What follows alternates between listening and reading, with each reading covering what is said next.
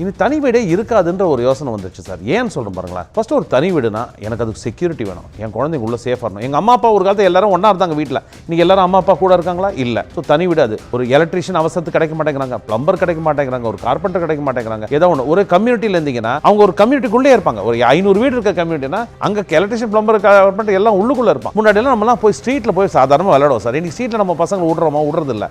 Safety இல்லை, அது இல்லை, ஹைஜீன் கீஜின் 100 விஷயம் பேசி நம்ம பசங்களை வீட்டுக்குள்ளே வச்சுக்கிறோம். அப்போ அவங்களுக்கு வெளில போனால் நான் ப்ளே டேட், அதாவது இந்த இன்னொரு வீட்டில் போய் ஃபோன் பண்ணி நான் என் பசங்க கொண்டு வந்து உங்கள் வீட்டில் விடுறேன், நீங்கள் விளையாடுங்க, நாளைக்கு பசங்க ஒரு கம்யூனிட்டி இருந்தால் என்ன ஆகும்? நீங்கள் பாட்டு கதவு திறந்து விட்டு பசங்க ஃப்ரீயாக 500 வீடு இருக்க கம்யூனிட்டினா அவங்க பாட்டு அவங்க பசங்களோட ஜாலியாக அவங்க ஏஜ் குரூப்பில் கண்டிப்பாக ஒரு 20-30 ஒரு எல்லா ஏஜ் குரூப்ல ஒரு 30-40 பசங்க இருப்பாங்க. அவங்க ஃப்ரீயாக விளையாடிப்பாங்க, உங்களுக்கு ஃப்ரீ இதுவாக இருக்கலாம். கம்யூனிட்டி வெளியே செக்யூராக எடுத்து, ஸோ அதனால் நீங்கள் கதவு திறந்து விட்டு பசங்களை ஃப்ரீயாக விட்டலாம். இதெல்லாம் பெரிய அட்வான்டேஜ் இல்லை சார். ஆக்சுவலி யோசிச்சு பார்த்தா லேடிஸ் கிட்ட கேட்டிங்கன்னா அவங்க நல்லா சொல்லுவாங்க, இண்டிபெண்டன்ட் ஹவுஸ் பெரிய தலைவலி. இன்னைக்கு நான் இண்டிபெண்டன்ட் ஹவுஸ்ல இருக்கேன், அது பெரிய தலைவலி எனக்கு நல்லா தெரியும். இதுல வேல்யூ இல்ல சார். தனி வீட்டில் நிஜமாவே ஒரு ஃப்ரீயா நிம்மதியா நம்மளால இருக்க முடியும். ஒரு நாளைக்கு தண்ணி வரல, நீங்க ஆஃபீஸ்க்கு போகணும், நீங்க தான் நிறுத்தி தண்ணி வர வச்சு தான் போகணும். ஏன்னா பசங்க எப்படி குளிக்காம போவாங்க ஸ்கூலுக்கு? இங்க அந்த மாதிரி ஸ்கோப்பே கிடையாது.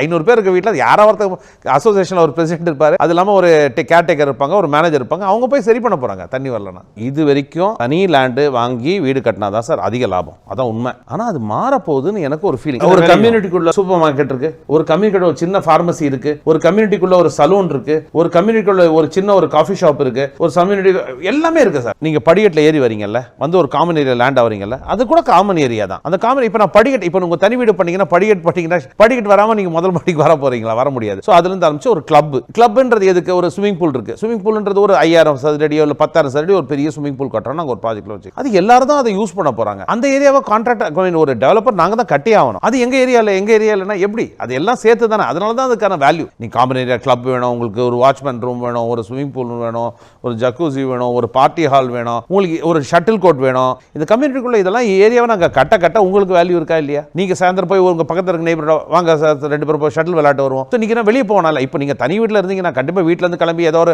YMCல ஏதோ கிரவுண்ட்ல பிளாக் பண்ணிட்டு போய் விளையாட்டு வரணும். இங்க ஒரு கம்யூனிட்டிக்குள்ளே விளையாட முடியல. நாங்க 100 கோடி ரூபாய் விலையான லேண்டை நாங்க 110 கோடி வாங்கிட்டா தப்பு. ஆனா 100 கோடி விலையான லேண்டை நாங்க 80 கோடி வாங்கினா அது எங்க பிசினஸ் சாமர்த்தியம். அதை வாங்கிட்டு கஸ்டமருக்கு அந்த 20 கோடி பெனிஃபிட் நான் பாஸ் ஆன் பண்ண முடியும். நம்பர் 1. நம்பர் 2, நாங்க தான் மற்ற one of the few developers who are doing own construction. இன்னைக்கு நாங்க வருஷத்துக்கு 1000 to 1500 கோடி ஆஃப் கன்ஸ்ட்ரக்ஷன் காஸ்ட் ஸ்பெண்ட் பண்றோம். அவ்வளவு செலவு பண்றோம். அப்ப அவ்வளவும் பண்றதுக்கான கேப்பபிலிட்டி என்கிட்ட இருக்கு.